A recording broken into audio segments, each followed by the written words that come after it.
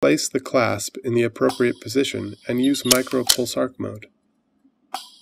After removing the partial from the model, weld the inside of the clasp joint for additional strength.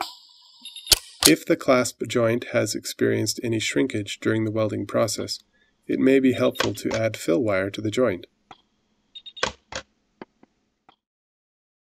After additional material has been added, the material can be smoothed by re-welding the area.